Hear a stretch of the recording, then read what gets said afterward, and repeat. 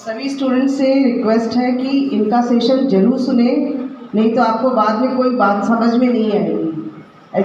Examination is a very important department. Please be seated. Better. Okay.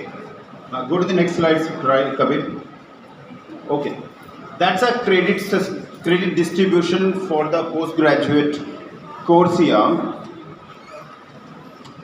The first table shows the credit distribution for the practical papers, and the second one shows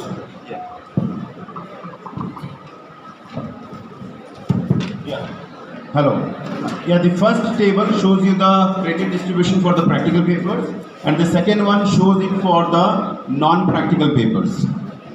Practical papers और non-practical papers का total credit 20 per semester होता है, and 4 semesters का course है आपका, तो total credits आपका कितना हुआ? It is 20 into 4. It's a 4 semester course, right? PG is you know that? It is for 2 years, 4 semesters. So each semester the total credit is 20. 4 times it is 80. So you have got a total credits of 80 for the practical and for the non-practical subject. This is the distribution here, right? The first one you see that the core course, आपका जो core paper रहेगा first semester में 15 credit का है और एक paper 5 credit का होता है। एक पेपर कितने क्रेडिट का होता है? 5 का। तो 3 कोर पेपर रहेंगे, तो 5 3 15 in the first semester, that you can see, right. एक फाउंडेशन कोर्स होता है, वो 5 क्रेडिट का होता है in the first semester. The total credit goes 20, right. Second semester में भी आपका कोर कोर्स 3 है, तो 5 3 15, you have got a 15 credits for that, and there is a skill enhancement course of 5 credits again, so that total goes to 20 here, right.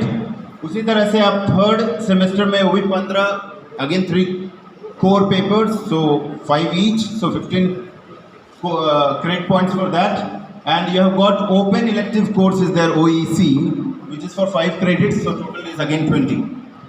Fourth semester में जा करके आपका 2 core paper रहता है और एक डिसिप्लिन स्पेसिफिक इलेक्टिव रहता है, 2 डिसिप्लिन स्पेसिफिक रहता है, सो 10 आपका फिर से 20 क्रेडिट हुआ, okay, and that's how the total credit for the practical papers are 80, and similar way आपका नॉन प्रैक्टिकल पेपर भी इसी तरह से डिस्ट्रीब्यूट किया गया है, right. Can we go to the next slide. Now internal assessment, there are 2 types of assessment are there in a semester. There is an internal assessment and there is a end semester examination, okay, internal assessment and end semester examination. This internal assessment is composed of 30% of the total marks in a paper, जो कि 100 का होता है, तो 30% in a paper तो कितना हुआ? 30 marks का पेपर हुआ, right. So each core paper आपने देखा या इलेक्टिव देगा, वो 30 मार्क्स का इंटरनल असेसमेंट होगा उसका, right. And distribution of those 30% is mention here. तो सर बोल रहे थे कि अटेंडेंस क्यों जरूरी है, right. It is one of the component here in this 30% distribution और 30 मार्क्स का जो है, इसमें 20% is a mid semester examination, internal assessment, mid semester examination. It's a best of 2 written examination. आपका 20 मार्क्स का 2 बार एग्जाम लिया जाएगा इन ए सेमेस्टर, और जो बेस्ट रहेगा उसका मार्क्स कंसीडर किया जाएगा, राइट। दैट कंपोज्ड ऑफ 20%, और फिर डे टू डे असेसमेंट रहेगा और 5%, 5 मार्क्स का रहेगा, ठीक है। तो डे टू डे असेसमेंट जो रहेगा including extra curricular activities, extra curricular activities का लिस्ट में बनाने की कोशिश की है। यहाँ पे क्लास क्विज हो सकता है, depending on teacher what they want, assignment दे सकते हैं टीचर्स, आप कंडक्ट कर सकते हैं, बिहेवियर, आपका क्लासरूम बिहेवियर कैसा है इसको भी जज कर सकते हैं, एंड गेम्स और भी semester, so they will conduct all those and they will have 5 marks for that, ठीक है। Attendance is another criteria where they will give you 5 marks. Right? So 25 the total is 30. Attendance भी mention किया गया है, यदि आपको up to 75% attendance आता है तो 1 mark for that, right? If you get 75 to 80% in between, you get 2 marks, and if you get 80 to 85%, you get 3 marks. 85 to 90%, you get 4, and if you get above 90%, you get all 5 marks, right? So that's why the attendance is also important, क्योंकि मैंने देखा है students को, they come and you know appeal to me कि sir मैं 1 marks के लिए fail हो गया हूँ या हो गई हूँ, so what should I do, मैं 1 साल बर्बाद हो जाएगा. तो I just want to tell you the importance of that 1 marks is, आप समझ रहे हैं मैं क्या बोल रहा हूँ? तो if you maintain that 75% attendance, आपको 1 मार्क मिल रहा है. सो डोंट थिंक कि ये चलता है. You get it? Because I have seen students struggle very closely, क्योंकि हम डायरेक्ट स्टूडेंट से रिलेट करते हैं. तो I have seen students struggling कि 1 साल बर्बाद हो रहा है या 1 सेमेस्टर बर्बाद हो रहा है, राइट? तो you should as a post graduate students, आप लोग रिस्पॉन्सिबल बनिए and see that you attend your classes regularly, right? उसके बाद एक है मिनिमम पासिंग मार्क्स जो होता है. अब मान लीजिए आपका टोटल 30 मार्क्स का पेपर हो गया इंटरनल असेसमेंट, तो उसमें मिनिमम मुझे कितना आएगा so that I will be declared pass in internal assessment. ये कॉन्सेप्ट पहले नहीं हुआ करता था, बट 2023 रेगुलेशन जो हमारा 2022 रेगुलेशन जो चल रहा है अभी, उसके तहत आपको मिनिमम मार्क्स इन इंटरनल भी लाना है, राइट? अर्लियर आप 0 भी लाते थे तो internal it's all okay, you need to score all the marks in external. You get what I'm saying? तो आइडिया इज, अर्लियर क्या था, 100 मार्क्स का पेपर था, 20 मार्क्स का समझिए इंटरनल था और 80 एक्सटर्नल था. 20 में 0 आया, 80 में आपको 40 आया, राइट? तो 100 में कितना परसेंट हुआ? 40%, you are pass. That was the idea earlier, 20-22 के पहले regulation. But you fall in 20-22 regulation, तो आपका क्या है, if you are not scoring 40% of 30 marks which is 12, which is 12, you are failed in that paper. You are failed in that paper जिसमें आपको 12 marks से कम आया. So if fail to get the candidate will have to appear for internal assessment along with the semester end examination in the subsequent available examination of the concerned semester as ex-students. ठीक है, इसको मैं और elaborate अच्छे से करूँगा. इसका मतलब क्या है in the next slide. Yeah. Now let's internal assessment. Hope you all have understood. तो एक बार आपसे कोरस में लेते हैं, क्या आप समझे? So what the maximum marks for internal assessment? 30. What are the passing marks that you require? 12. That's good. So coming to the end semester examination, ये 70% marks है. So 70% of the total marks. Again यहाँ पे जो आपको score करना है वो 40%. Right? You need to score again 40% of the total 70 marks in that external assessment also or end semester examination also.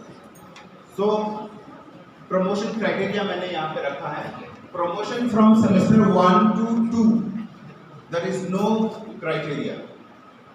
If you have failed in all subjects also in semester 1, you are floating to semester 2 easily. I'm giving you an instance. यदि आप पास करते हैं तो obviously you are moving to semester 2, but in case आप नहीं करते हैं या फिर आप एब्सेंट हो जाते हैं बिकॉज ऑफ हेल्थ इश्यूज और all in end semester examination, you are not dropped in first semester. You are allowed to appear for the second semester examination. Criteria is again your attendance. You get that what I am saying? आप सभी को समझ में आ रहा है मैंने क्या बोला? या तो but so as I said, promotion from semester 1 to 2 is not a problem, irrespective of the result that you get in semester 1. But there is a criteria defined when you are writing your semester 2 examination and trying to move to semester 3. Candidate must have obtained 4.0 CGPA, cumulative grade point average. I'll explain again in detail इसको कैसे obtain किया जाता है. You can write down all that. Candidate must have obtained 4.0 CGPA and cleared at least 50% of the courses. तो 4 course आपका first semester में है, 4 course आपका सेकेंड सेमेस्टर में. So total courses are 8 in number right? So you have to pass in at least 4 paper out of 8, जो आपको minimum 4.0 से GPA देना आ जाता है, right? If you clear at least 4 papers, so you are moving to the 3rd semester. So that's the criteria. So candidate must have obtained 4.0 CGPA and cleared at least 50% of the courses of semester 1 and 2 taken together, right? Now, when you are declared failed, so failed candidate who has obtained less than 4.0 CGPA, okay, or other criteria is was when you are failed to pass in 50% of the subject. Obviously, either you say this way or that way. If you are getting less than 4 CGPA, you are obviously failed in more than 4 papers or more than 50% of the papers, right? तो आप semester 3 promote नहीं होते हैं उस case में, right? Now, there will be no supplementary examinations. Instead, students will have the option to clear the papers in the subsequent available examination of the concerned semester as ex-students. तो semester system में जो CBCS के तहत आता है, semester system में supplementary exam concept नहीं है. एनुअल सिस्टम में हुआ करता था, बट सेमेस्टर सिस्टम में there is no concept of supplementary exams. यदि आप एक पर्टिकुलर सेमेस्टर में फेल करते हो, you need to wait for another year. जब वो नेक्स्ट बैच होता है, उनके साथ ही आपको एग्जाम लिखना है एज एक्स स्टूडेंट और backlog. Understand? Hope you all got that. या तो एक्सटर्नल एग्जामिनेशन कितने मार्क्स का हो? 70. And what is the passing marks for it? Which is 28, right? You need to get 28 out of 70 in the end semester examination. And how many papers you need to clear? Including both the semester, 4 out of 8. And also you need to get 4.0 CGPA, average CGPA, right? Okay, thank you. Next slide. Yeah. Now that was, as I said again, promotion from first semester to second semester. There is no defined guideline. You are easily floating to second semester, irrespective of whether you are fail or pass, right? Second to third, I have already explained you. There is a defined criteria for it. आपको 4 paper 8 में से पास करना और 4.0 CGPA जो लाएगा, average में दोनों semester मिला के वही थर्ड सेमेस्टर जाएगा. उसी तरह से थर्ड से फोर्थ प्रमोट के लिए भी कंडीशन है, राइट? थर्ड सेमेस्टर से फोर्थ सेमेस्टर जाने का भी एक कंडीशन है. It is candidate must have passed in at least 8 out of 12 courses. तो आपका फर्स्ट 3 सेमेस्टर मिला के 12 पेपर्स हुआ, राइट? 4 4 4, राइट? पहले 3 सेमेस्टर मिला के कितने पेपर्स हुए? फर्स्ट सेमेस्टर में 4 हुआ, सेकंड सेमेस्टर में 4 हुआ, थर्ड सेमेस्टर में 4 हुआ, 12 कोर्सेज हुए. आपको ये तीनों सेमेस्टर मिला के कोई भी 8 पेपर क्लियर करना है. ओके, तो यदि आप 8 papers you have clear of semester 1, 2 and 3 taken together and obtain 4.0 CGPA, तो तीनों सेमेस्टर मिला के यदि एवरेज आपका 4.0 है और 8 पेपर्स क्लियर किए हैं, then you are easily moving to your fourth semester. Understand? Okay, now अभी कंप्लीट हुआ. Award of degree. A candidate who has passed in all the courses of semester 1, 2, 3 and 4 and obtained at least 4.0 CGPA will be awarded the degree, otherwise will be declared failed. Understand? Those who do not meet those conditions, they will declare failed and others will be awarded the degree of the postgraduate. A candidate who has failed in a course shall get 2 more chances to clear subject to the maximum duration for passing the course. Each candidate shall have to clear all the courses within the period of 4 years from the date of latest admission or registration. तो PG 2 साल का है, आपको 2 साल grace year मिलता है, 2+2. If you are admitted in 2023, okay, you have a chance to get your degree by 2027 last semester exams when it happens. So 4 years तक आपको चांस ग्रेस ईयर मिलता है 2 साल का. If you are somehow you are not able to clear, but I would you all would definitely want कि आप 2 साल में चले जाएं सक्सेसफुल, राइट? तो 4 साल का 2 साल का ग्रेस ईयर मिलेगा, ठीक है? और उसी समय आपको जब भी सेमेस्टर एग्जाम जो पेपर क्लियर करना है उस समय आप क्लियर कर सकते हैं, right. Okay, next one. Now मैंने एक टेबल बनाया, you will not find this in the guideline. तो मैंने एक छोटा सा टेबल बनाया to explain you in number form कि आपको क्या कंडीशन रहेगा। मान लीजिए there is a paper X, there is a paper X and internal assessment 30 marks का है।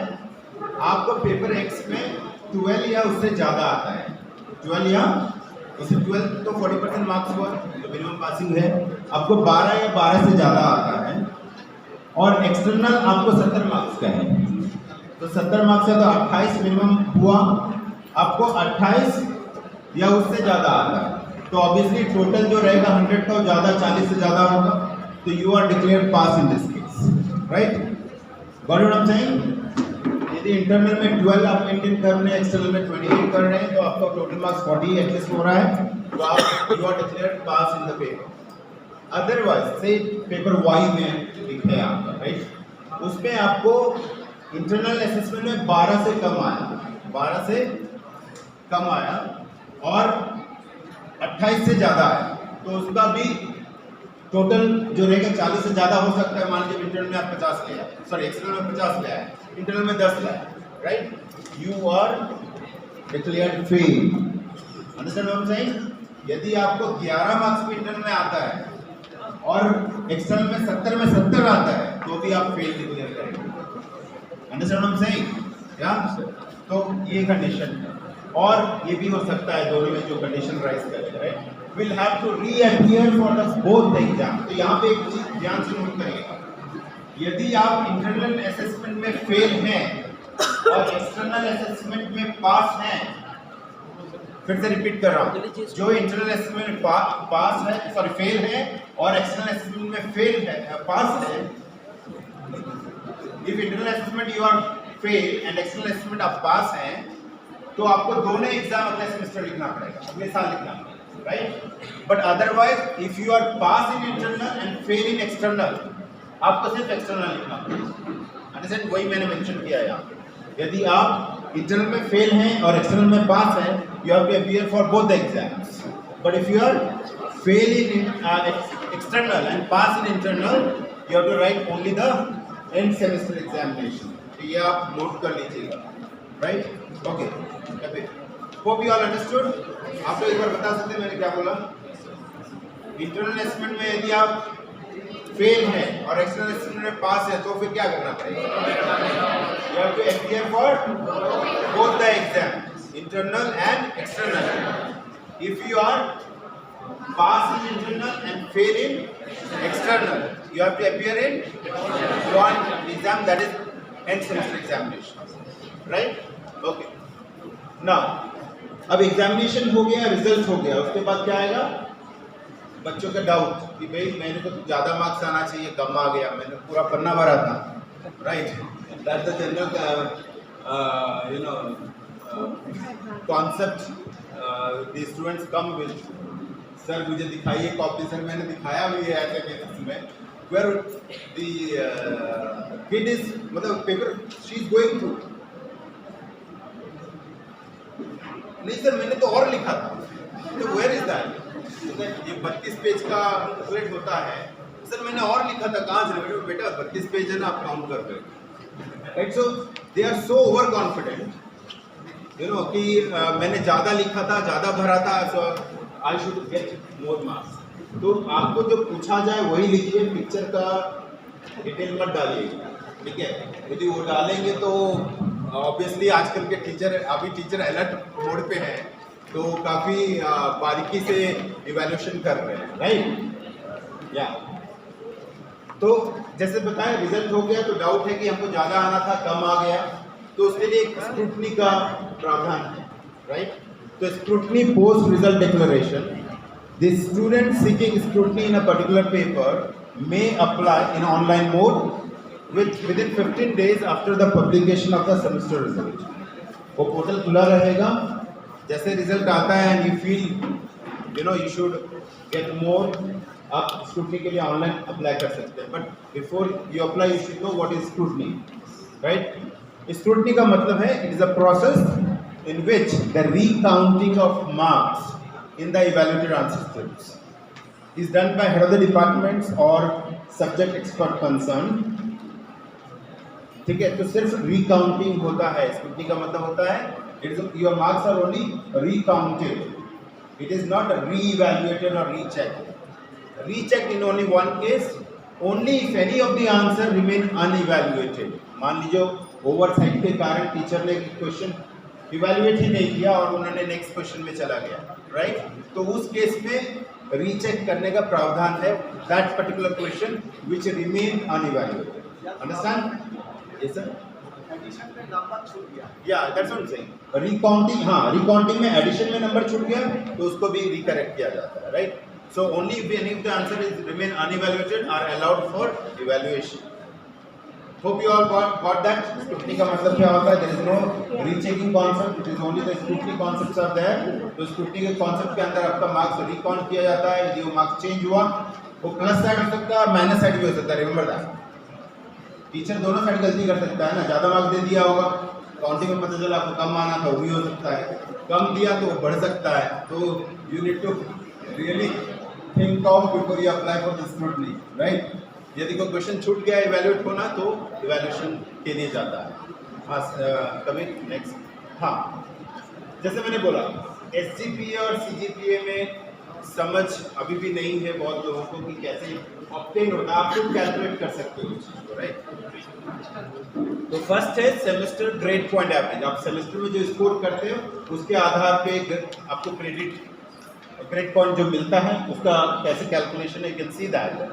Course is nothing but paper, so paper 1, 2, 3, 4 first semester or second or third, whatever. There are 4 papers are there, so 4 papers I have shown. Each paper is of 5 credits. So total grades each semester कितना है मैंने बताया था, is 20, right? Her semester में 20 grades है total. तो total grades 20 का हुआ। मान लीजिए आपको 95 मार्क्स आया सब्जेक्ट में, राइट। तो 90, there is a range, if you download the regulation you will see, यदि आपको 90 अबव आता है तो उसको बोलते हैं grade point is equal to 10, right. 80 से 90 आता है तो आपको 9, राइट। सीबीएसई में हुआ है, आप यदि आप if you know 10 years back, right, CBSE schooling में भी ये चेंज हुआ था। यदि आपको 70 से 80 आता है तो गेट ग्रेड पॉइंट 8, अंडरस्टैंड। तो ये वही है। मान लीजिए किसी बच्चे को 90 अबव आया तो the grade point is 10। If the student gets 70 to 80 he gets 8 grade point, 60 to 70 7, and 50 to 60 he gets 6, he or she gets 6। अब इसको हम मल्टीप्लाई कर दिए, इट्स वेरी सिंपल। देखिए आप लोग, हम इसको simply multiply 5 10 50 5 8 40 5 7 35 5 6 30। Understand? We have multiplied and we have added the total, credit point is 155. So what we have done, 155 by the total credit in a semester. The total credit that you point that you obtained by the total credit gives you the semester grade point average in a semester. Understand? तो ये आपको SGPA मिलता है आपके marksheet में। यदि आप किसी सब्जेक्ट में फेल हैं तो आपका ग्रेड पॉइंट 0 हो जाता है, तो obviously product will be also 0। Understand? तो वो एडिशन में प्लस 0 करेंगे तो आपका ऑब्वियसली एसजीपीए जो है रिड्यूस हो जाएगा। Understand? Hope you all are getting. अब जाते हैं हम लोग क्यूमुलेटिव ग्रेड पॉइंट एवरेज। ये आपको हर दूसरे सेमेस्टर में दिया जाता है, दोनों सेमेस्टर मिला करके।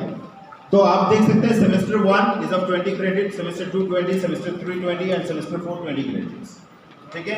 अब मान लीजिए आपको सेमेस्टर 1 में किस तरह से एसजीपीए 6.9 आया। मैंने से एसजीपीए बता दिया कैसे करते हैं। तो आपको फर्स्ट सेमेस्टर में एसजीपीए 6.9 आया, सेकंड सेमेस्टर में एसजीपीए 7.8 आया, थर्ड सेमेस्टर में 5.6 आया और सेमेस्टर 4 में आपको 6 आया, राइट। ये आपका एसजीपीए ईच सेमेस्टर में। तो आप क्या करेंगे, वो दोनों मल्टीप्लाई करते चले। 20 into 6.9 you get 138, 20 into 7.8 you get 156, 20 into 5.6 you get 112 and semester 4 20 into 6 you get 120। आप ये ऐड कर दीजिए, दैट इज 526। राइट? तो ये आप 526 आपको आया, right? Divide by the total credit of the semesters.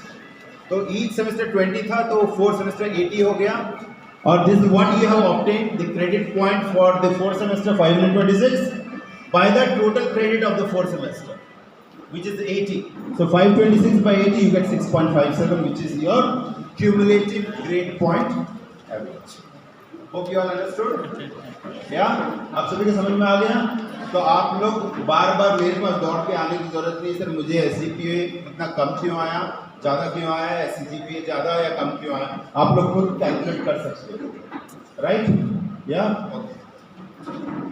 अभी now I have wrote a small quotation. Thank you. School is a fountain of knowledge. School is a fountain of knowledge. Some comes to drink, some comes to sip, and some comes to gargle. Hopefully, you all have come to drink the fountain of from the fountain of knowledge and not to sip and gargle. If you have any queries, thank you. And if you have any queries, you can ask me. If anybody of you मतलब आपको कुछ पूछना है, आप लोग पूछ सकते हैं। I stay in the old campus, Polytechnic Road, right? The examination building is that. यदि कभी भी प्रॉब्लम होता है, you can come directly and meet us and get your problem solved. It's there in the website. It's there in the website.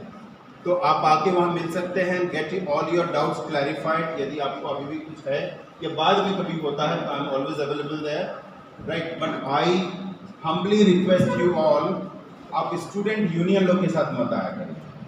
I am quite reachable to all of you, right? I am quite reachable to all of you. आप directly आके हमसे बात कर सकते हैं, ठीक है?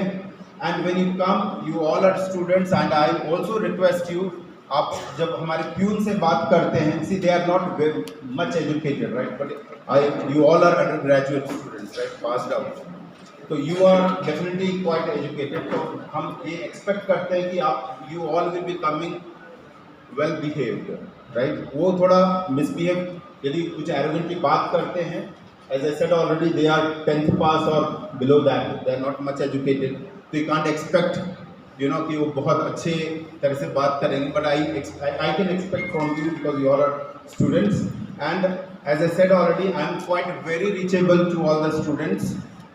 If I am available in the cabin, and most of the time I am there, even in holidays I am available some time, ठीक है? लेकिन I humbly request you all, do not come with any student union. वो अच्छा तरीका नहीं होता है, right? Thank you once again.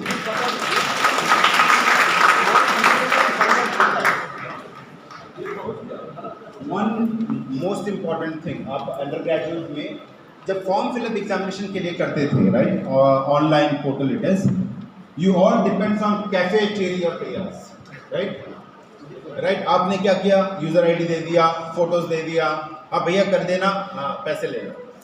आप गए, वो फोटो इसका उसका लगा दिया, right? And there is lot of mistakes happens. You all are kids of 21st century. आपके पास, सभी के पास स्मार्टफोन है, स्मार्ट वॉच है, right? You all are wearing it, right? You all are carrying smartphones. जब स्मार्टफोन कैरी करते हो, तो कांट यू फिल, आपको मोबाइल फोन से भी फॉर्म फिलअप कर सकते हो, it's not a big deal at all, right? तो अब let's take initiative. Election program में पहली बार हुआ है, एंड आई होप जब फर्स्ट सेमेस्टर का एग्जामिनेशन आएगा, तो आई होप कि आप लोग खुद से अपना एप्लीकेशन फॉर्म भरेंगे। Do not depend on cafeteria and all that. उनके कारण काफ़ी प्रॉब्लम आपको भी होती है, क्योंकि वो सब्जेक्ट चॉइस जो करता है, इलेक्टिव सब्जेक्ट जो होता है, वो गलत करता है, फिर आप बार बार दौड़ते हैं करेक्शन कराने के लिए, ठीक है? तो वो नहीं होगा यदि आप खुद से फॉर्म फिलअप करते हैं। Can I hope from everybody of you that you will fill the application by yourself? या, थैंक यू।